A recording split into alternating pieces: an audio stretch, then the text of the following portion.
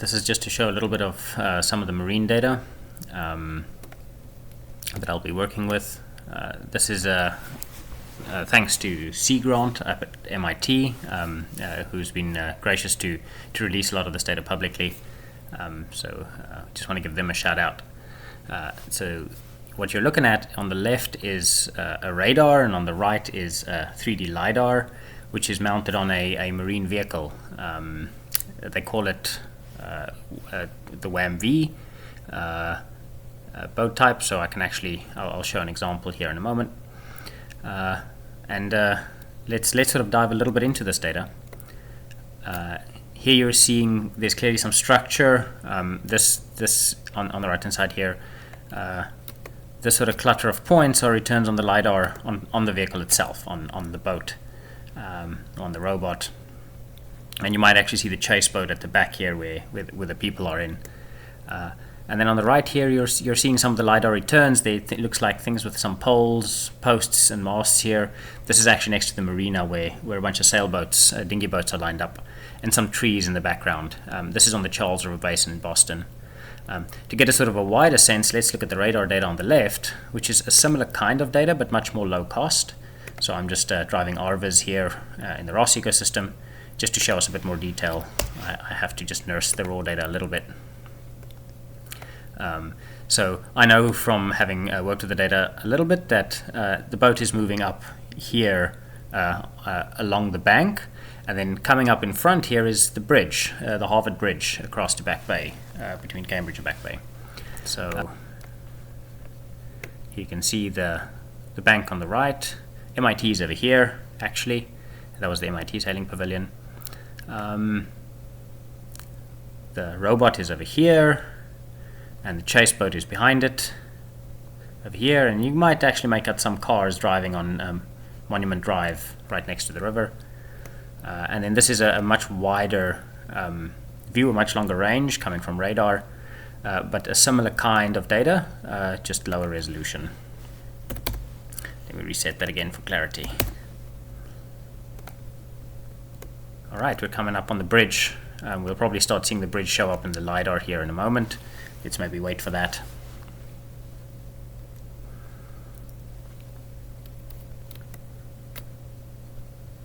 There it is. There's the first return from the bridge. I don't know if you can see it. It's a little faint. And then we're probably going to turn off to the left here. This boat over here is going to turn to the left as it approaches the bridge.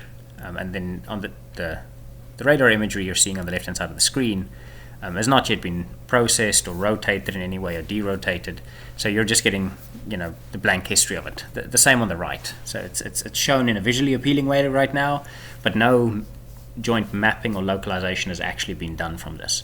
Yes, there is GPS data in the background that we could use.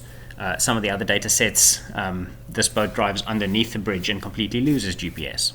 So the whole point is, how do we fuse camera, radar, LiDAR, IMU, and GPS together, and these will be the kinds of data sets I'm going to be using to do that. Just clean up the visualization a little bit. So there you go. So the boat's finished its turn. The Harvard Bridge is here on the right hand side, and the bank at the back. All right. And the LiDAR over there. Alright, so here's a bit more just of the data from one of the cameras from the SeaGrant Dataset. There are multiple data sets, but just to sort of illustrate. So I'm just manually actually on the keyboard pressing the arrow and scrolling through all the images that have been taken and stored. So this is sort of what raw data might look like. So how do you align the radar, LiDAR, different sessions, this camera image or the other camera images too, there's infrared cameras, etc. How does all of this ultimately come together and be useful as a map? How can you leverage it? How can you build autonomy in marine systems or in any other system for that matter? There's a lot of object detection that has to be done here, obstacle avoidance. There's, you can start working on path planning. Alright, this is a bit more of the SeaGrant dataset. Here, the marine surface vehicle is navigated underneath a bridge, or it's actually driven, teleoperated underneath a bridge, to see what happens to the data. And in the middle panel, the purple ellipse you see here is actually the confidence ellipse from raw GPS. And on the right you see the LiDAR, and here on the left, as is true with raw data, is infrared camera, but it's upside down. So what you'll notice is as the vehicle goes underneath the bridge, the confidence from the GPS deteriorates rapidly, and you sort of get strange, erroneous data. So that data is, not immediately usable. So it's a short occlusion. And let's see. There you go. GPS is all over the place. And then, reacquires lock on the other side. This was a short interruption event. They could be much longer. That could be jammed. So our interest is to be able to combine LiDAR, radar, IMU, inertial measurement type units, with GPS and camera in this kind of setting. This marine setting is directly applicable to terrestrial as well. And there you are. So that's just a little bit more of the data we're going to be looking at.